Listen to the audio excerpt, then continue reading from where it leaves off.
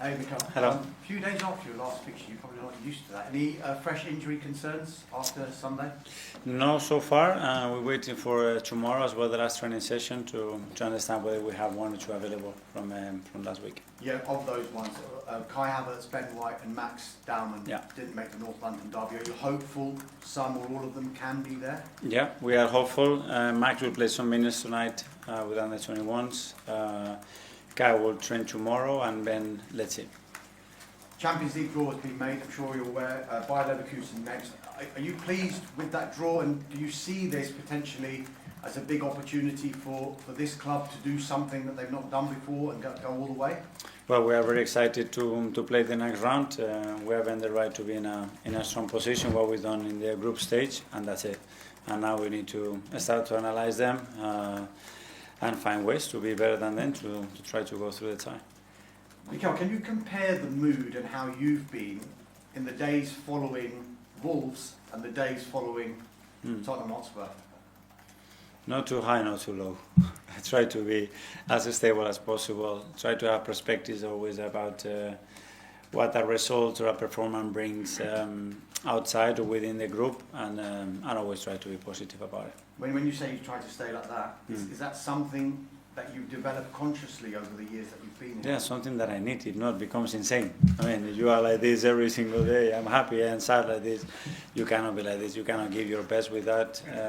Obviously, you have to be very critical with yourself, very analytical with what we do, and try to be always as good as we possibly can. I want to ask you about Victor Gyökeres. 8 goals in his last 12. Previously, it was 1 in the previous 10. Can you give us an insight into what has brought about this turnaround and the conversations that you might have had with him? Well, I think one thing leads to another. You know, when you score the first one and the performances are good, you have more time with your teammates, you understand the games, the opponent, the league better, everything helps. We know his qualities. He's undoubtedly an incredible striker. We need to fit to his quality. We need to understand him better. He needs to understand the team, the league better, and I think we are in the right trajectory. You've consistently been asked about Victor Gyökeres and his form throughout this season and since he signed at Arsenal, and you backed him, you've never doubted him. Has he had any kind of self-doubt about how it's going for him and any confidence issue? I don't know. That's a question for him. Obviously, I know the demands that he put in himself, the expectations that he has to help the team. And I'm confident because I ask a lot of times our defenders when they have to train against our players, how do you feel when? Oh, it's a nightmare. And that's a really good way to understand the quality of a player or how it is to defend him. Final one from me, Mikel. It's 7 wins and 3 draws in your last 10 against Chelsea, which looks like an extraordinary record given the 2 teams that we're talking about here. Is there anything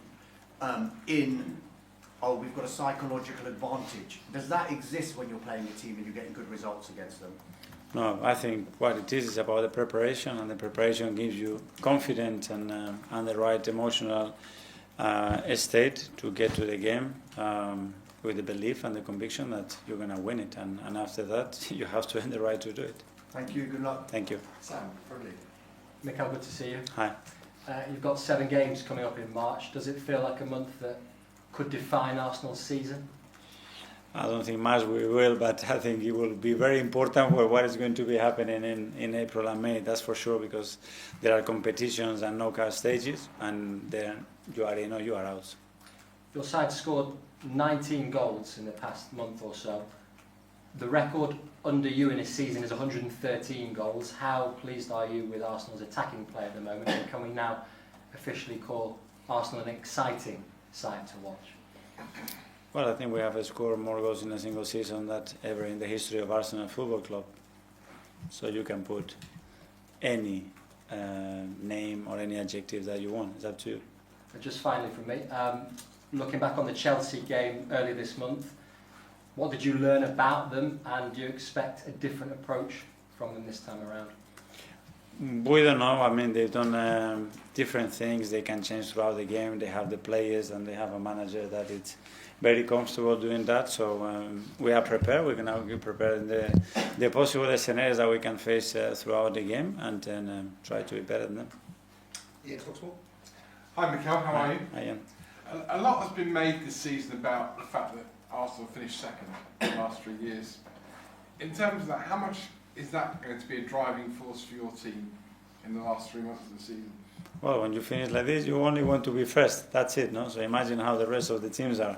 So that's the aim. Always get better. Always try to excel the possibilities of the team, whether it's individual or collectively, and that's what we are trying to do. Get to the last stage of the competitions, and in April and May, see what we are able to do.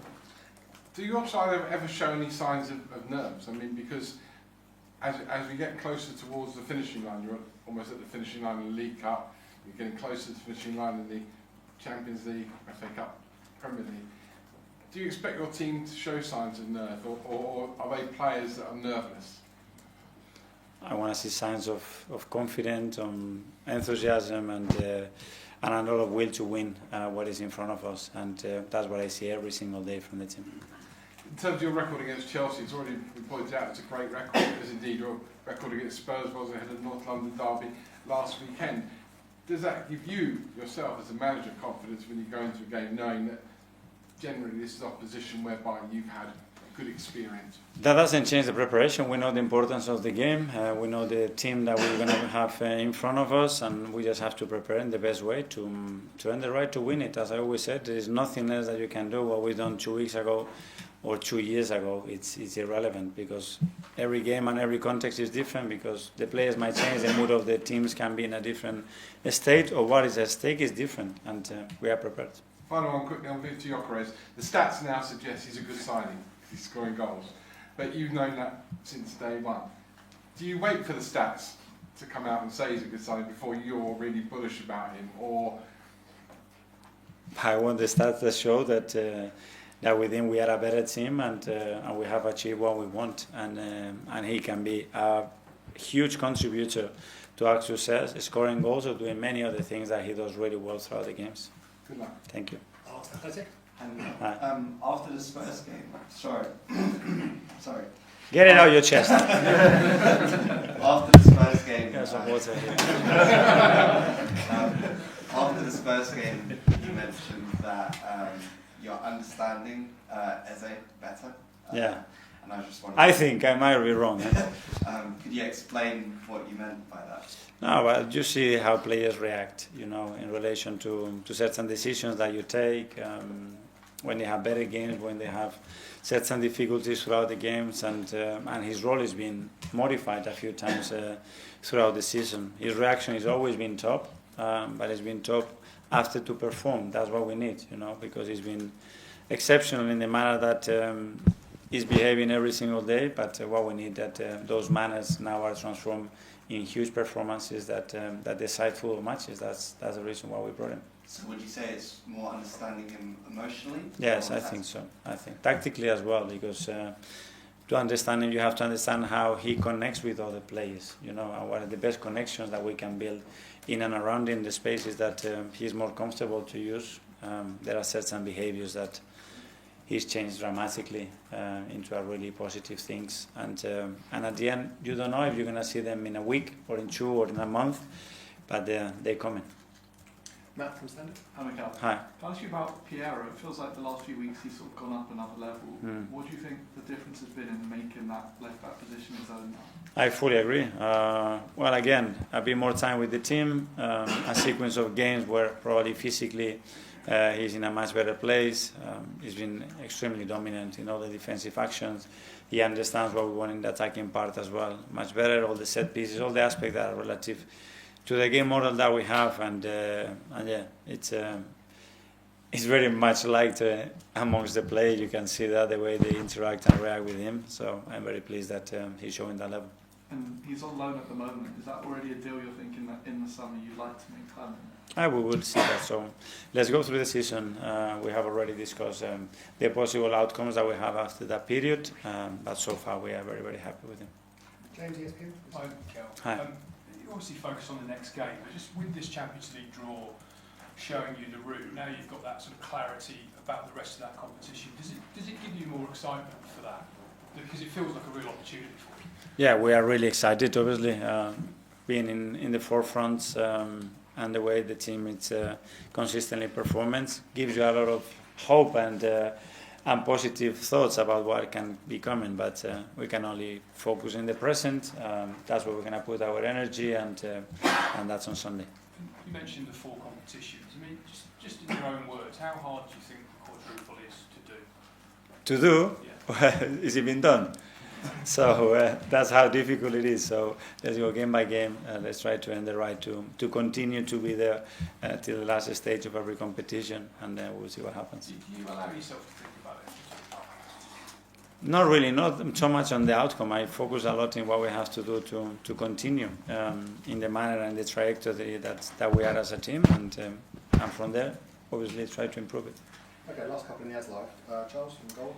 Hi Mikel, Hi. just going back to Eze quickly, obviously Martin was not on the bench at the weekend, and you've said in the past that what happened at Villa and the Matty Cash goal isn't sort of directly linked to us not really seeing Eze play on the left since that game. So is there sort of still in your head the option of him playing on the left if you want to maybe get him and Martin on the pitch together at times? There is a possibility to do that for sure. I think we only done once, and it was for a very short period of time because Martin had his shoulder injury, as well obviously because we had players out now in midfield, so we lost. Martin was out, Mikel is out, Kai was out as well. Ethan was sent on loan, so we had less options, and that's the reason as well that he's been playing more regularly there. And just on, you mentioned Piera there. Is there, if you look at Piera as a sort of left back behind Eze, if Eze would play on the left hand side, do you see sort of, because Piera maybe plays that left back role more as a sort of touchline left back rather than drifting inside, leaving space behind maybe in the central area? Do you look at that partnership, him potentially with Eze on the left, as working better than other left back options behind? Yeah, these are combinations that we can do. When we talk about connection, that's a connection that I think it will work really well, especially against certain type of opponents. So that's another option that we have. Afternoon, Mikel Arteta from Benchus. A few of your players have praised you in the media recently. We start off with Bakayo. He said that you've been crucial for his development and that he's become a better player under your guidance. Declan himself also said that everybody at Arsenal Football Club believes in the work that you do. We as people like compliments, but does it feel extra special when you hear your own players speaking highly of you, especially in a season where Arsenal could achieve so much success? Well, I always said that the difficulty of being so long at a football club is probably that relationship or that belief that you need to have from the players, because at the end is when you look at them and you're talking or you are proposing to do something, you need to inspire them and they need to be on board immediately. You have that feeling. I think it's a really bad thing for the club in general, and I'm very pleased that the boys are feeling that way, that they want to continue to work with us and with all the coaches and the staff. That means that they enjoy as well what they do. Thanks, Abby. That finishes the Eze live section.